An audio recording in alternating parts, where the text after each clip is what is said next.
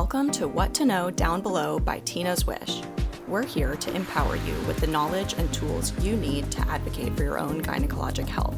Knowledge is power, and we encourage everyone to join us in learning more about what you need to know down below. Hello, my name is Beverly Wolfer, and I'm honored to be a part of the Tina's Wish team. Tina's Wish is a national not-for-profit that was founded in memory and in honor of the Honorable Tina Brozman, who sadly was diagnosed with ovarian cancer in 2007. Our goal and our mission is to fund scientific research for the early detection and prevention of ovarian cancer, and in addition, we provide education and awareness around gynecologic health. I'm so grateful to be here today representing this important work. Today, I'm really honored to be in conversation with Andrew Brozman and Dr. Lan Coffman. We're going to talk a little bit about the inspiration behind the founding of the foundation, as well as the impact that our funding has had in the scientific community. We're going to start by hearing from Andrew Brozman, who is Tina's husband, former partner at Clifford Chance Law Firm, and an important part of the Tina's Wish board. We're also going to be in conversation with Dr. Lan Coffman, a leading medical oncologist at the University of Pittsburgh Medical Center. She's also a Tina's Wish funded researcher and an invaluable member of the Scientific Advisory Board at Tina's Wish.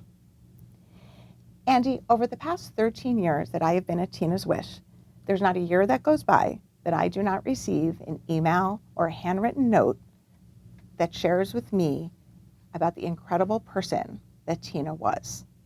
While I wasn't privileged to work or get to know her in person, I've really gotten to know her through those notes and through the stories that you've shared with me over the years. Can I ask you to share with us about who Tina was and the inspiration behind founding Tina's Wish? Sure, Beverly. Thank you very much for having me on today. I think it's very important that we give some background as to who we are and why we are. Tina was a remarkable woman who achieved the heights of her profession. She was a preeminent financial restructuring lawyer. She became the youngest person ever appointed to the federal bench, the United States Bankruptcy Court for the Southern District of New York, ultimately becoming the chief judge. But more than that, Tina was someone who inspired people to do the right thing. In her line of work, which also was my line of work, there was always a tremendous amount of contention, which is the nature of the legal system to begin with. But Tina was able, in a very strong and firm but always cordial way, to induce consensus among disputing parties.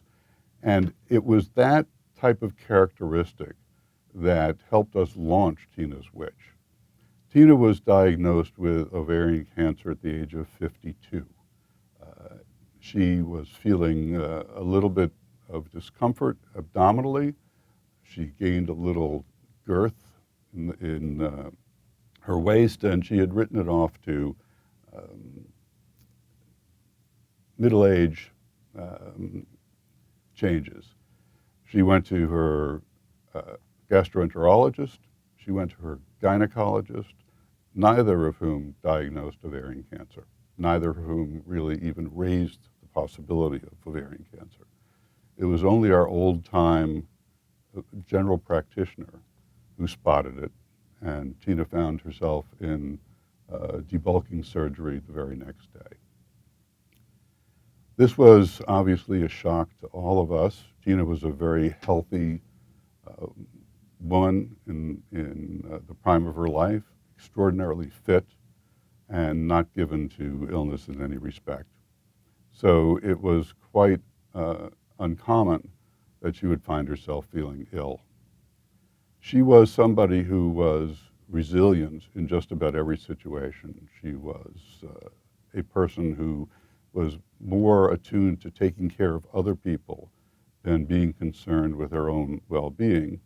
But obviously, this was something that we had to address. Tina was, I guess the best way of putting it, somebody who inspired people to love and respect her. And we sort of had a leg up on what we ultimately came to do with this foundation, because Tina was so universally admired and loved by the community in which she worked, which is the financial community.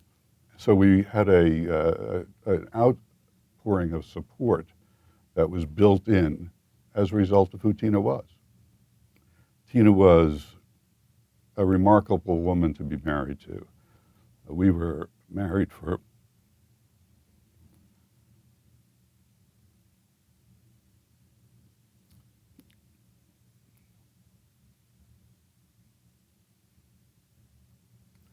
almost 25 years, and we had 3 wonderful children. I like to tell people that they're wonderful because Tina was instrumental in raising them. She was so compassionate. She made our family a real unit. She was inviting of our children's affection. She was inviting of my affection.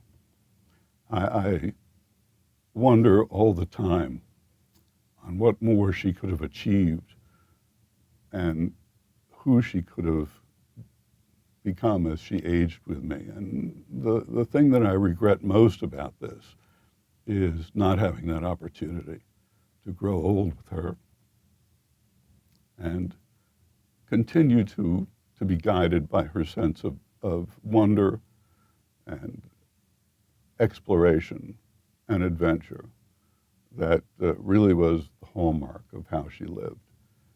So I think this foundation arose because of who Tina was and has been successful because of who Tina was. She came up with the idea of having a foundation to pursue the early detection of ovarian cancer as she was sick and getting sicker, because she understood that women stood a very small chance of surviving ovarian cancer unless there was a way to detect the disease in its early and most survivable stages. She was diagnosed in stage 4, and she understood that the prognosis was very poor for her. So it became an extraordinarily important thing for her to devote her energy, her remaining energy, to creating a means for women who would follow in her footsteps not to suffer the same fate of late diagnosis. And I think that she's inspired all of us to take up that mission and in her spirit persist in the face of every kind of adversity and induce people to understand how important this is, not only to women, but to their families as a whole. Well, thank you for sharing really about not just who she was, but really her spirit. When I look to hire people at Tina's Wish, I always tell them, I'm hoping that you're going to help me put all of us out of a job. So, and I don't say that in jest, but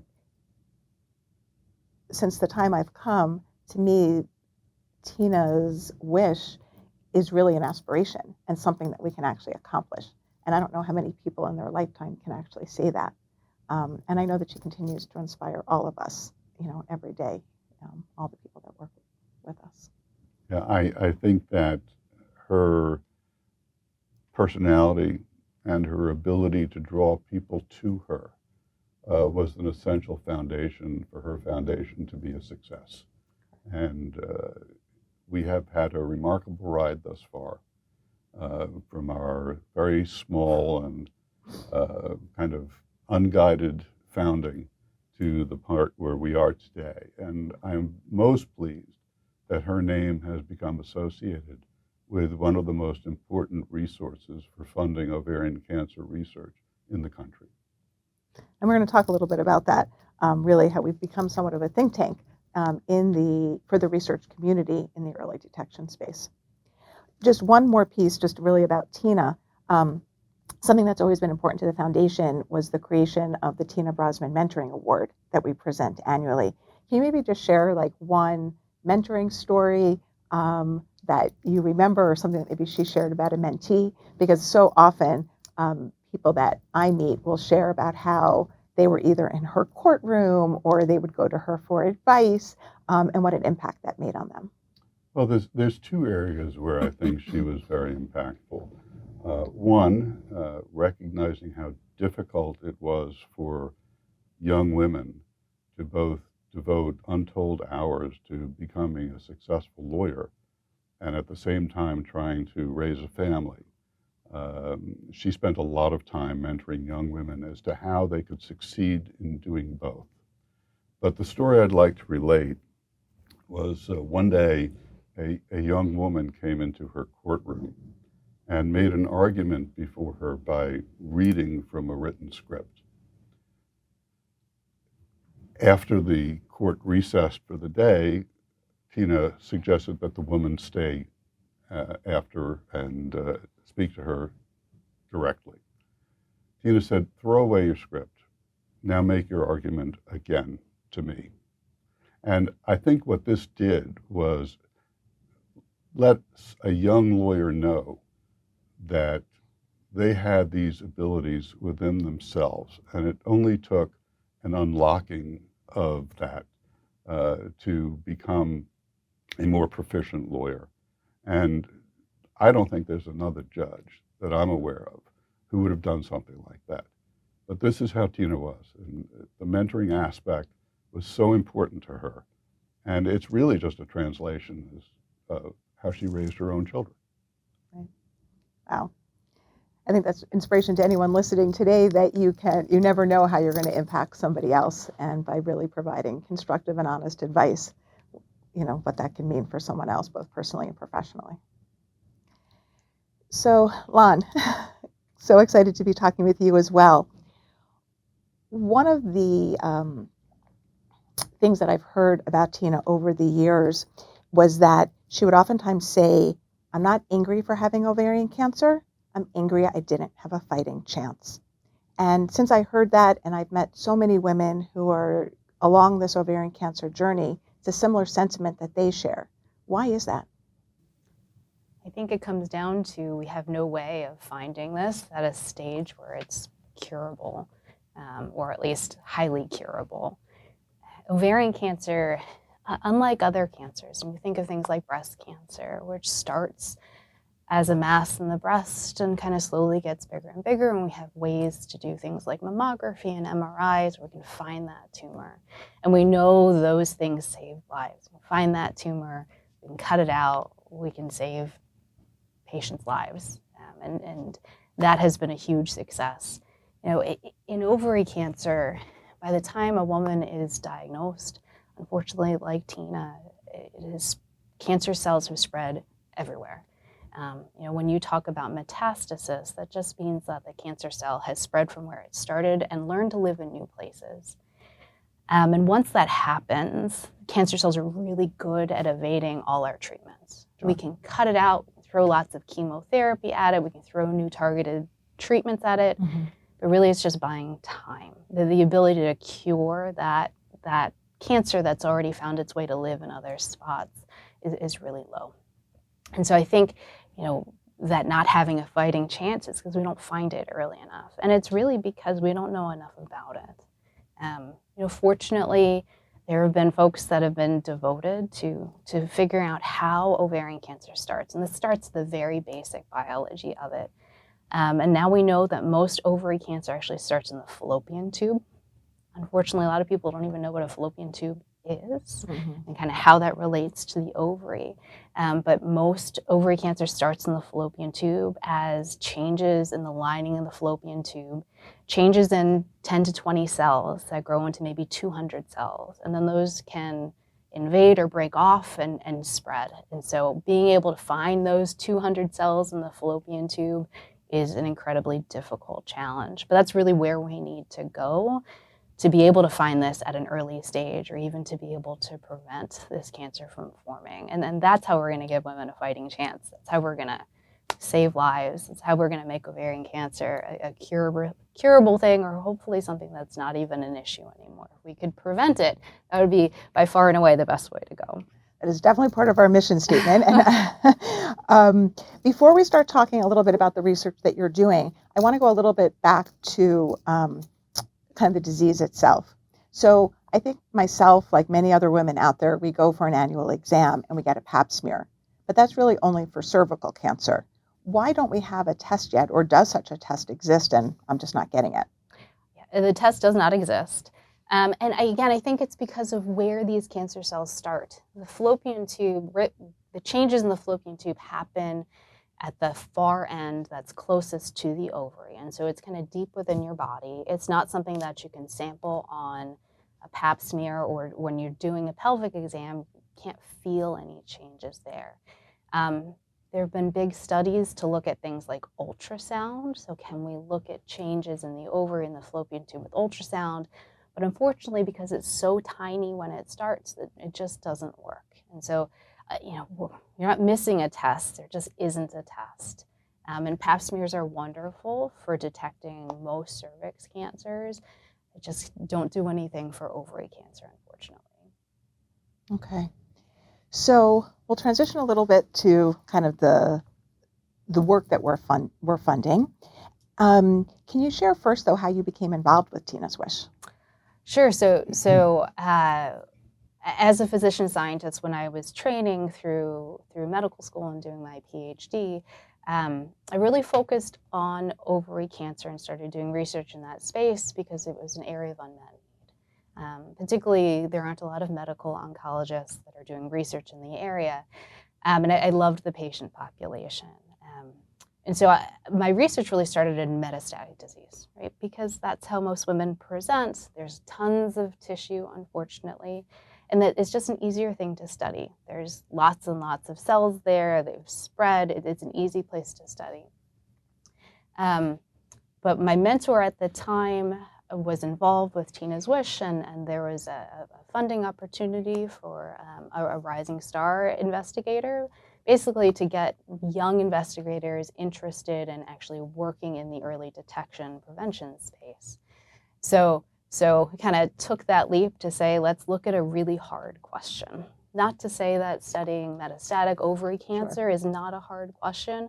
It's a lot harder when you're looking at, a lesion that's only 200 cells big, and that's something you can't find on ultrasound or CT or anything. So it was really that funding through Tina's Wish that got me to ask the hard questions about what's happening in the fallopian tube when ovary cancer is starting. And that's really engendered kind of a big push in our lab. And interestingly, that research actually was just published. It was back when I was a fellow, so it takes a while, but it was really wonderful to see. When we started to focus on what's happening in the tube, we found some pretty profound changes. I study the tumor microenvironment, so not as much the tumor cell itself. So you can kind of think of cancer as having like cancer cell seeds, which are the cancer cells, but they have to sit in fertile soil to be able to grow. And so my research is focused on that soil. And when we first started studying the earliest steps in ovarian cancer initiation, we asked the question, is there actually changes in the soil in the fallopian tube that allows these cancer cell seeds to start to turn into cancer and to grow? And then the work we just published actually shows that there are big changes that happen in the fallopian tube before there's any cancer.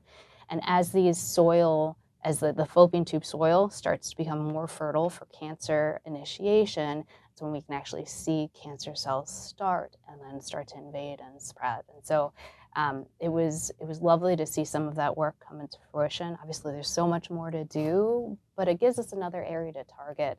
We're not just looking at those 200, cancer cell seeds, but looking at this huge fertile soil that happens before. And can we find biomarkers for that soil? Is there a way to block it so it doesn't promote cancer initiation?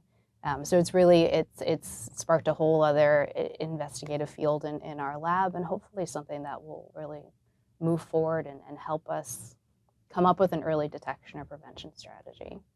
Wow, that analogy is so powerful. It allows me, being a super lay person, to kind of get a little better glimpse into the work that you're doing. I think one of the things that has been really exciting as we've watched your work grow is the collaborative work you're doing across institutions. Can you tell us a little bit about the work that you're now doing with MIT? Sure, and the collaborations actually started way back from the beginning, and it was one of the things I love about Tina's Wish. And I will say it's the only foundation it's the only funding mechanism that funds just early detection research, which is huge, right? If we don't actually focus on this really difficult problem, we're never going to be able to reach our goal there. But I think what was more powerful than the funding itself was the community that I entered into. I remember coming to our first meeting and presenting our work and meeting these amazing scientists that were all focused on this really hard question.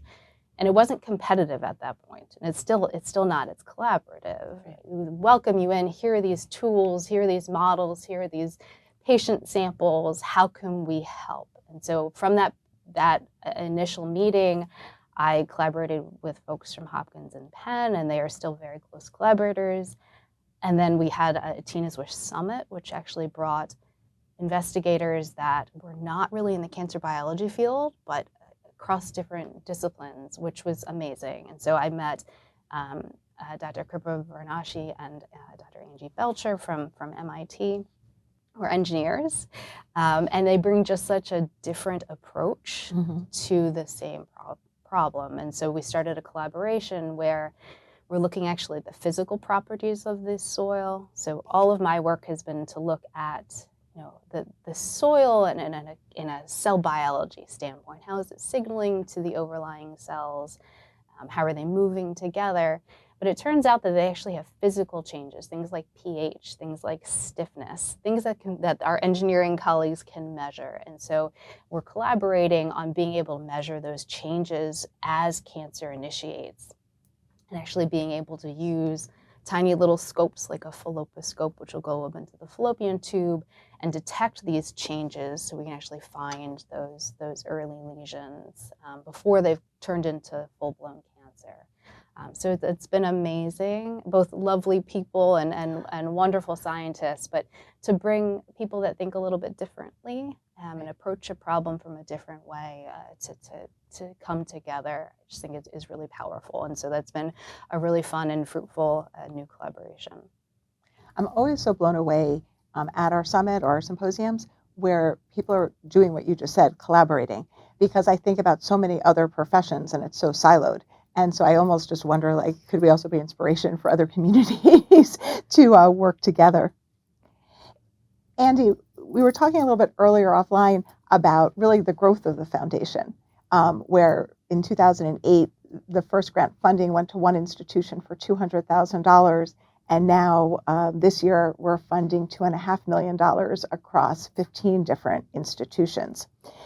When you began the foundation, did you ever imagine that not only would you be funding such a robust and diverse set of grantees, but also the really just growth of the foundation, as we said earlier, about becoming like a think tank and to bring together all of these researchers and all of the new initiatives that we've been able to take on?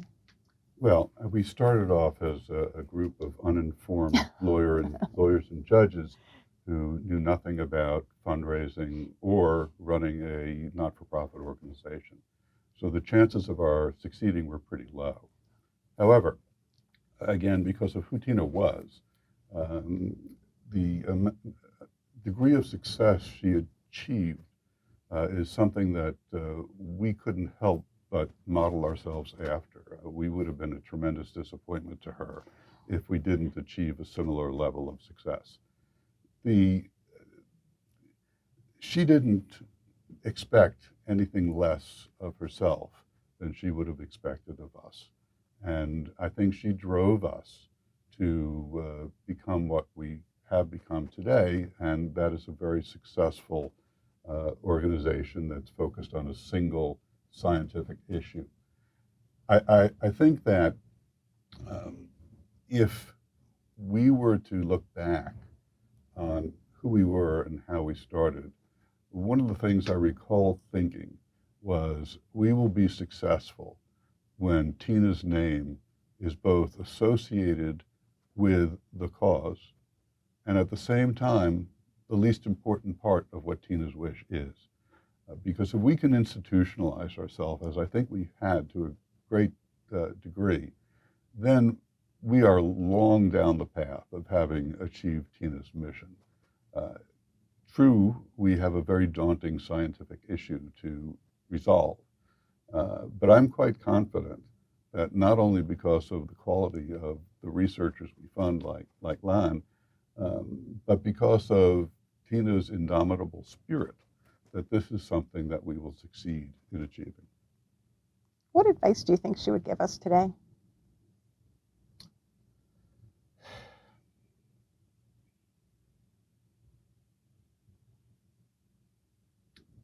You know, in a sense, Tina was very resolute.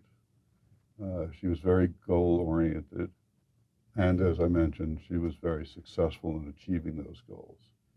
I think she would have told us that in our deepest moments of doubt, which arise, unfortunately, regularly because of the difficulty of the scientific problem our researchers are attacking, that we should remain undaunted and that we should continue to push and push and push until we achieve the breakthrough that she, I think, would have been very confident we would have achieved.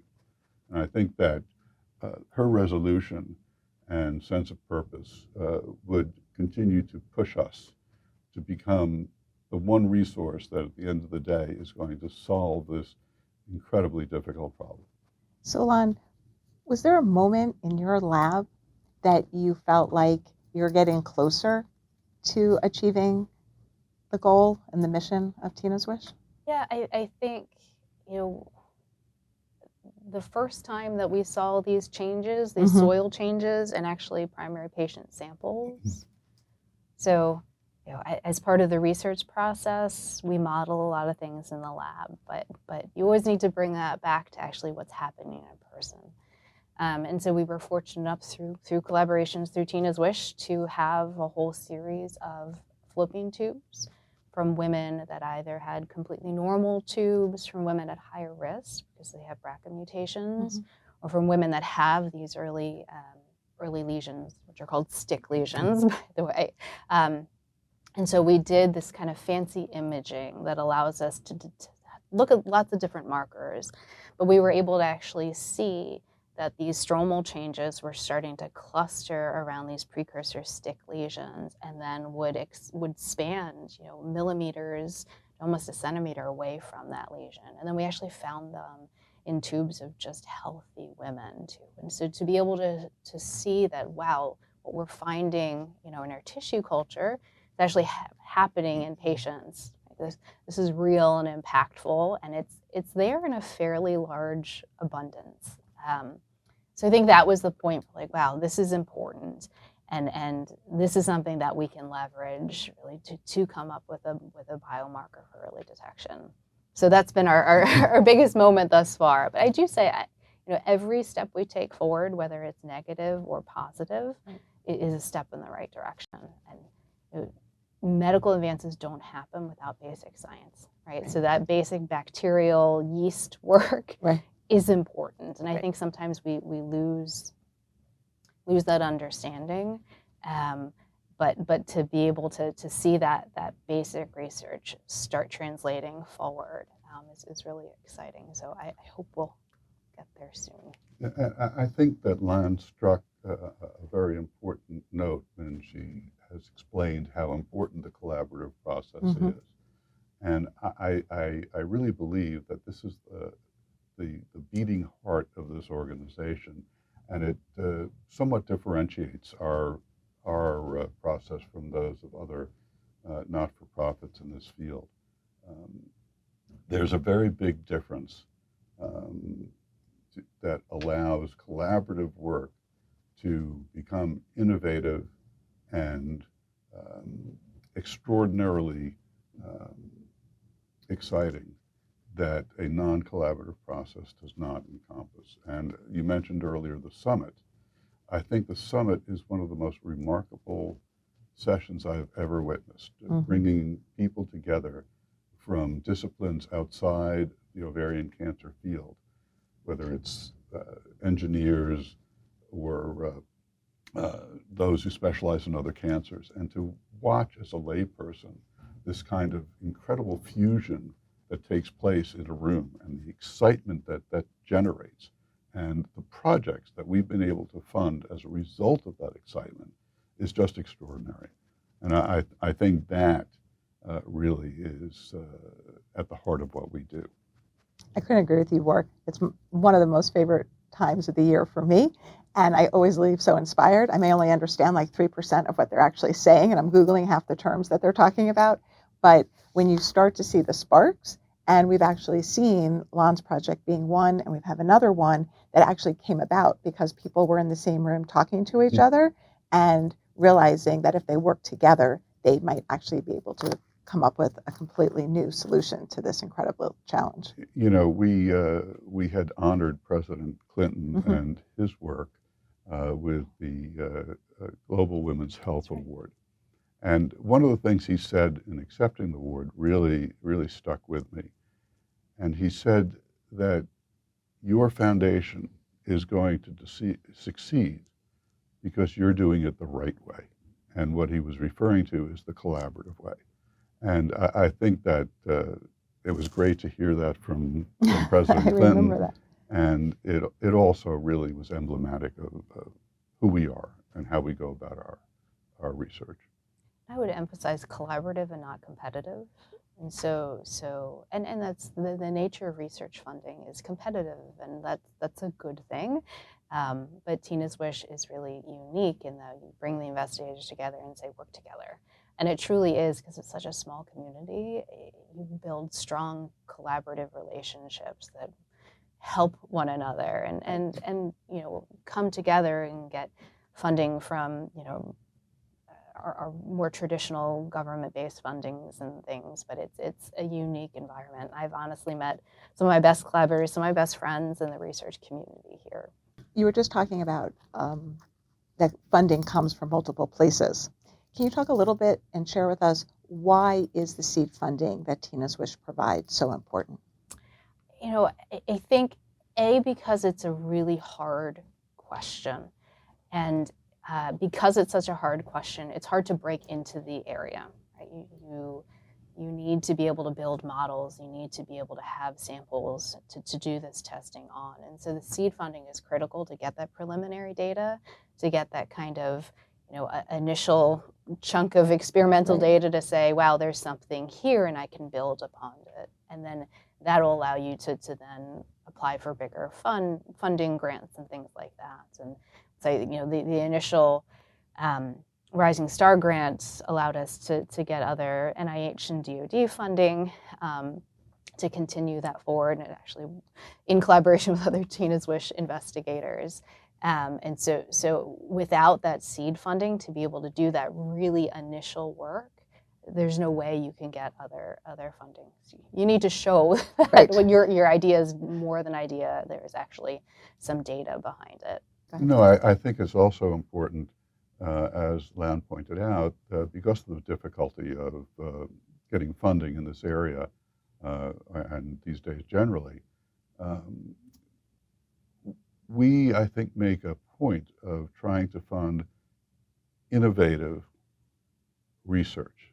In that sense, we are willing to take reasoned risks that I think other foundations in this field do not take. And sure, some of them may not end up the way we'd want them to, and as Lan pointed out, that too is educational and moves the process forward. But the idea that we could be a resource to incubate innovation is very exciting. And it really is, I think, one of the most important aspects of how we comport ourselves in this business. Right.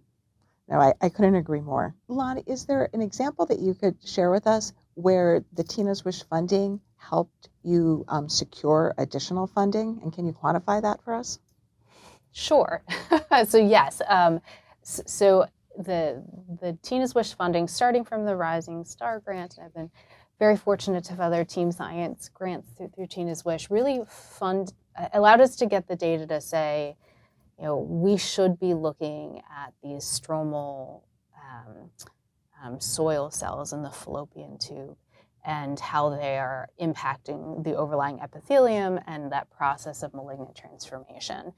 And so somewhere in between the Rising Star grant and the Team Science grant, we were able to apply for NIH U01 funding and the DoD CDMRP funding. And so that was, I think in total, maybe about $7 million in grant funding, again, across a collaborative group of us to be able to expand that research, and which really culminated in our recent paper describing these soil changes and how they're influencing the epithelium. And so that's kind of the ideal way things happen, right? You start off with something small that allows you to get that data, you apply for bigger grants, and you're able to fund these large studies that hopefully are impactful and allow us to translate things forward.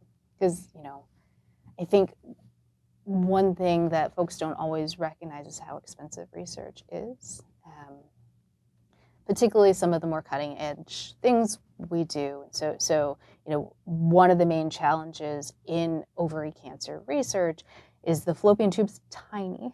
As I mentioned, these little stick lesions are tiny.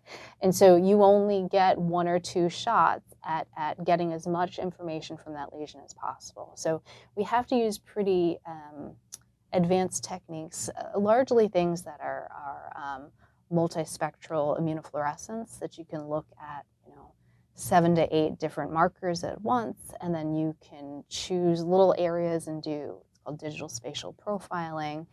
So kind of looking at the signals that the cells are sending, but all multiplexed, so all across one sample. And so each sample that we do is, a couple $1,000s. And then you have to add that on, right? And so we had about 50 samples. And so huge cost just for one modality.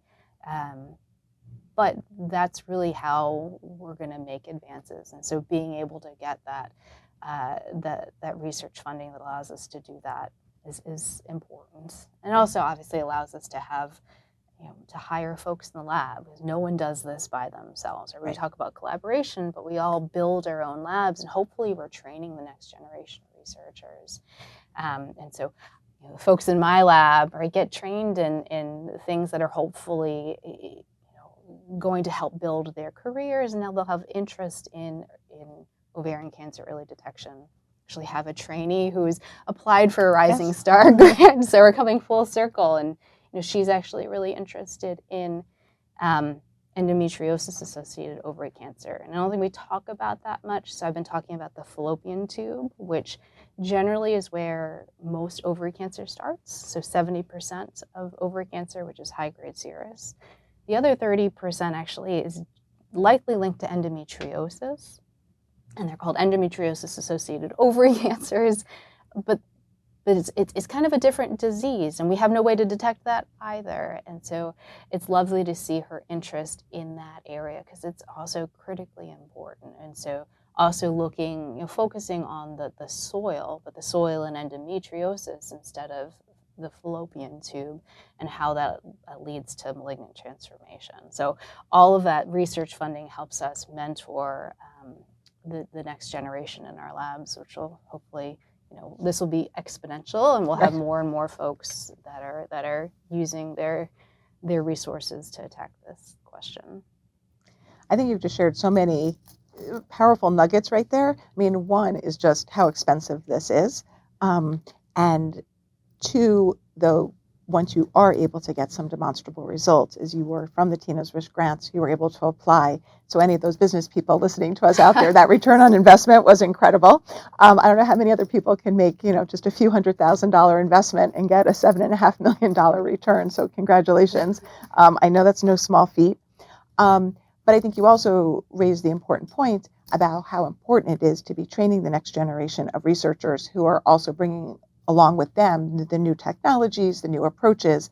And so we also, through our Rising Star grant, feel grateful to be helping to support those individuals. So, and I think it's probably no surprise that sounds like you're kind of carrying on that Tina Brozman spirit of mentorship through your own lab.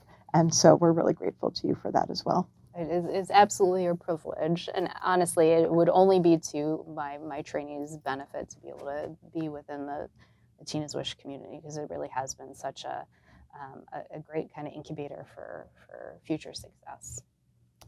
So before we wrap up today, what is the one message you would like all of our listeners to take from today's conversation? Lan, I'll start with you.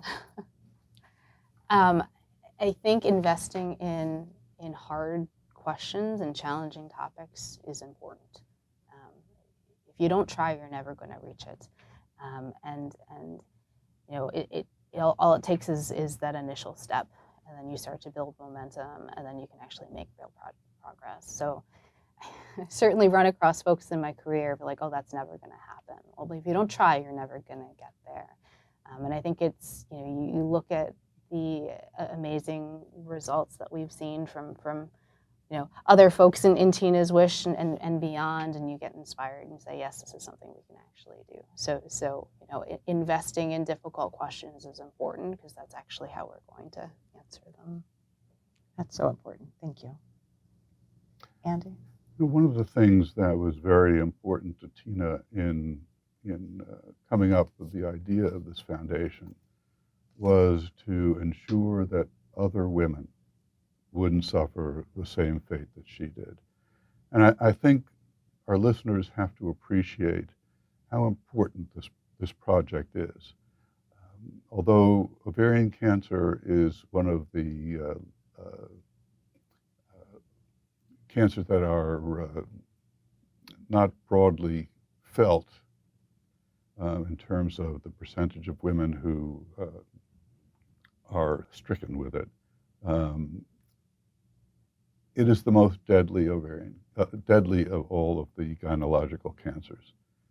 And I think that once one accepts the fact that how important it is to save women and all of the people in contact with any given woman, her family, her friends, her mentees, I think they'll come and understand why what we're doing is so urgent.